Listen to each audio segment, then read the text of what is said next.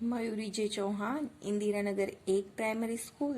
नमस्कार बच्चों, आज हम कक्षा 8 में इकाई 2 ईदगाह के बारे में समझ पाएंगे। यह ईदगाह इकाई के लेखक प्रेमचंद जी है। उनका जन्म सन 1880 में हुआ था और उनका निधन सन 1939 में हुआ था। उपन्यास सम्राट प्रेमचंद का जन्म वाराणसी, उत्तर प्रदेश के पास लम्ही नामक गांव में हुआ था। उनका बचपन का धनपत राय था। वे नवाब राय उपनाम से आरंभ में उर्दू में लिखते थे, बाद में प्रेमचंद नाम से हिंदी में लिखने लगे। मैट्रिक में उत्तीर्ण होते ही अध्यापक बने, किंतु गांधी जी के असहयोग आंदोलन में सक्रिय होने के लिए उन्होंने सरकारी नौकरी त्याग दी थी। गोदान प्रेमचंद का सर्वश्रेष्ठ उपन्यास है। उनकी कहानियां मानसरोवर 1 से 8 भाग में संकलित है। साहित्य में प्रगतिवाद चेतना को उजागर करने के लिए जागरण तथा हंस पत्रिकाओं का संपादन किया था। प्रेमचंद की भाषा बोलचाल के निकट की है। ईदगाह प्रेमचंद की अमर कहानी है। कहानी का बाल नायक हामिद अपने दोस्तों के साथ ईदगाह जाता है। जब अन्य बच्चे खिलौने और मिठाई खरीदते हैं, हामिद अपनी बाल सहज इच्छाओं का दमन करके अपनी दादी अमीना के लिए चिमटा खरीदता है। इसमें दादी के प्रति प्रेम एवं उपयोगी चीज खरीदने की विवेकपूर्ण बुद्धिमत्ता प्रकट होती है। पाठकगण बालक हामिद के त्याग, सद्भाव और विवेक को देखकर भाव विभोर हो जाते हैं। अब हम इस कहानी को सुनेंगे। रमजान के पूरे 30 रोजों के बाद आज ईद आई है। कितना मनोहर, कितना सुहावना प्रभात है। आज का सूर्य देखो कितना प्यारा, कितना शीतल है, मानो संसार को ईद की बधाई दे रहा है। गांव में कितनी हलचल है। ईदगाह जाने की तैयारियां हो रही है। किसी के कुर्ते में बटन नहीं है। पड़ोस के घर में सुई धागा लेने दौड़ा जा रहा है। किसी के जूते कड़े हो गए हैं।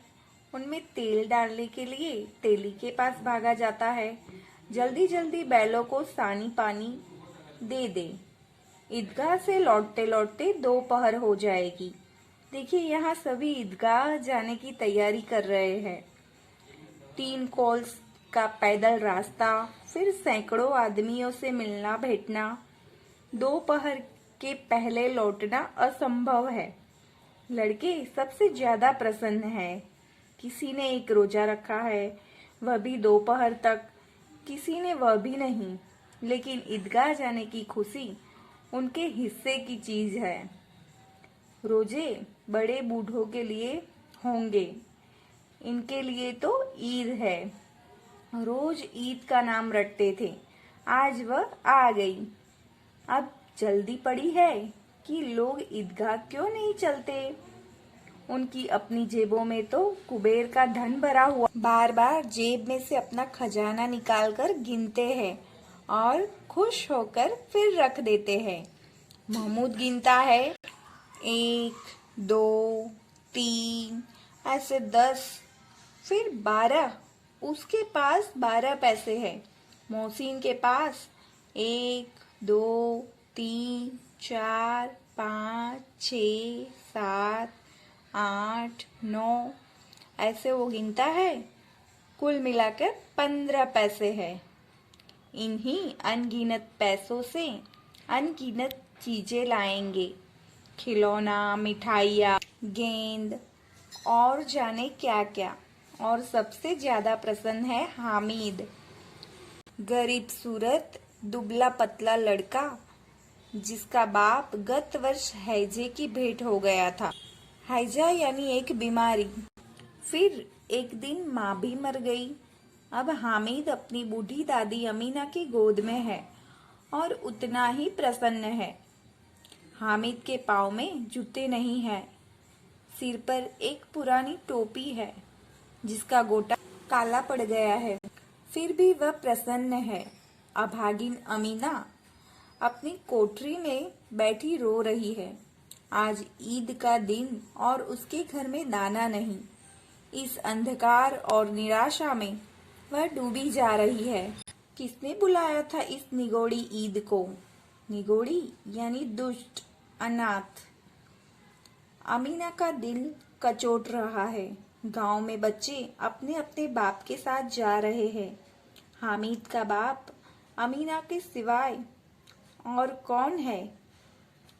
उसे कैसे अकेले में जाने दे? उस भीड़ भाड़ में बच्चा कहीं खो गया तो क्या होगा?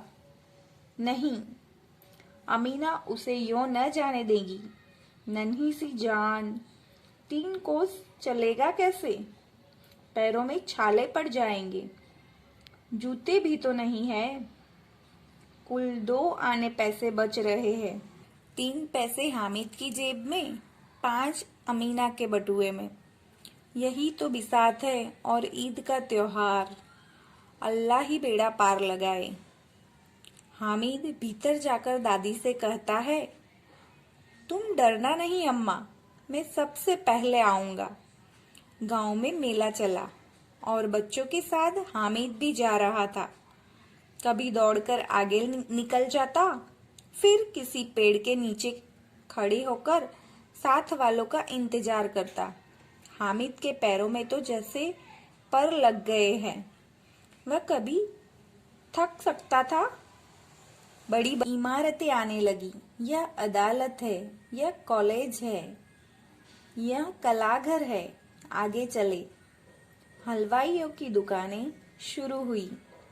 आज खूब सजी हुई थी। इतनी मिठाइयाँ कौन खाता है? देखो ना, एक एक दुकान पर मनो होगी। सहसा ईदगाह नजर आई। इमली के घने वृक्षों की छाया है। नीचे पक्का फर्श है, उस पर जाजिम बिछी हुई है। रोजेदारों की पंक्तियां एक के पीछे एक न जाने कहां तक चली गई है। यहाँ कोई धन और पद नहीं देखता। इन ग्रामीणों ने भी वजू किया और पिछली पंक्ति में खड़े हो गए। कितना सुंदर संचालन है, कितनी सुंदर व्यवस्था। हजारों सिर एक साथ सिजदे में झुक जाते हैं, फिर सब एक साथ खड़े हो जाते हैं, मानो भ्रातृत्व का एक सूत्र समस्त आत्माओं को एक कड़ी में पिरोए हुए है। नमाज खत्म हो गई। लोग आपस में गले मिल रहे हैं। गले मिलना मतलब प्रेम से भेंटना। अब मिठाइयाँ और खिलौनों की दुकानों पर धावा होता है। ग्रामीणों का यह दल इस विषय में बालकों से कम उत्साही नहीं है। यह देखो, हिंडोला है। 1 पैसा देकर चढ़ जाओ। कभी आसमान पर जाते हुए मालूम होता है, कभी जमीन पर गिरते हुए। यह चरखी है। लकड़ी के हाथी, घोड़े और ऊंट का छड़ों से लटके हुए हैं। 1 पैसा देकर बैठ जाओ और 25 चक्करों की मजा लो। महमूद, मोहसिन, नूरे और समी इन घोड़ों पर बैठते हैं। हामिद दूर खड़ा है। 3 पैसे तो उसके पास है। अपने कोष का 1/3 जरा सा चक्कर खाने के लिए नहीं दे सकता। सब चरखियों से उतरते हैं। खिलौने लेंगे। इधर दुकानों की कतार लगी हुई है। कतार यानी लाइन। तरह तरह के खिलौने हैं। सिपाही और गुजरिया, राजा और वकील, भिस्ती और धोबीन। वाह, लगता है अब बोलना ही चाहते हैं। महमूद सिपाही लेता है। खाकी वर्दी और लाल पगड़ी वाला कंधे पर बंदूक रखे हुए मालूम होता है। अभी कवायद के लिए चला जा रहा है। मोहसिन को भिस्ती पसंद आया। कमर झुकी हुई, ऊपर मशक रखे हुए है। मशक का मुंह एक हाथ से पकड़े हुए हैं। कितना प्रसन्न है। प्रसन्न यानी खुश होना। शायद कोई गीत गा रहा है। बस मशक से पानी उड़ेलना ही चाहता है। नूरे को वकील से प्रेम है। काला चोगा, नीचे सफेद अचकन, अचकन के सामने की जेब में घड़ी, सुनहरी जंजीर, एक हाथ में कानून का पोथा लिए हुए। मालूम होता है अभी किसी अदालत से जीरह या बहस के लिए आ रहे हैं। ये सब 2-2 पैसों के खिलौने हैं। हामिद के पास कुल 3 पैसे हैं। इतने महंगे खिलौने कैसे ले? खिलौना कहीं हाथ से छूट पड़े तो चूर चूर हो जाए, यानी टूट जाए। जरा पानी पड़े तो सारा रंग धुल जाए। ऐसे खिलौना किस काम के? उन्हें लेकर वह क्या करेगा? खिलौनों के बाद मिठाइयाँ आती है। किसी ने रेवड़ियाँ ली है, किसी ने गुलाब जामुन, किसी ने सोहन हलवा। मजे से खा रहे हैं। हामिद बिरादरी से पृथक है। अभागे के पास 3 पैसे हैं। क्यों नहीं कुछ लेकर खाता? ललचाई आंखों से सबकी ओर देखता है। मिठाइयों के बाद कुछ दुकानें लोहे की चीजों की हैं, कुछ गिलट और कुछ नकली गहनों की। लड़कों के लिए यहाँ कोई आकर्षण नहीं है। वे सब आगे बढ़ जाते हैं। हामिद लोहे की दुकान पर रुक जाता है। कई चिमटे रखे हुए हैं। उसे ख्याल आया, दादी के पास चिमटा नहीं है। तवे से रोटियां उतारती है तो हाथ जल जाते हैं। अगर वह चिमटा ले जाकर दादी को दे तो कितनी प्रसन्न होगी। फिर उनकी उंगलियां कभी न जलेगी। घर में एक काम की चीज हो जाएगी। खिलौने से क्या फायदा? व्यर्थ में पैसे खराब होते हैं। जरा देर ही तो खुशी होती है, फिर तो खिलौनों की और कोई आंख उठाकर नहीं देखता, या फिर घर पहुंचते पहुंचते टूट फूट कर बर्बाद हो जाएंगे।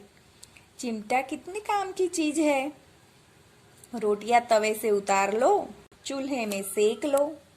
कोई आग मांगने आए तो चटपट चूल्हे से आग निकालकर उसे दे दो।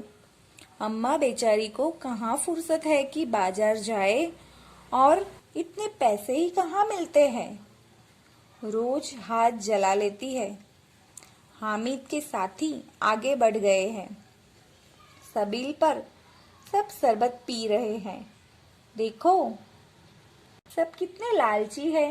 इतनी मिठाइयाँ ली, मुझे किसी ने एक भी न दी।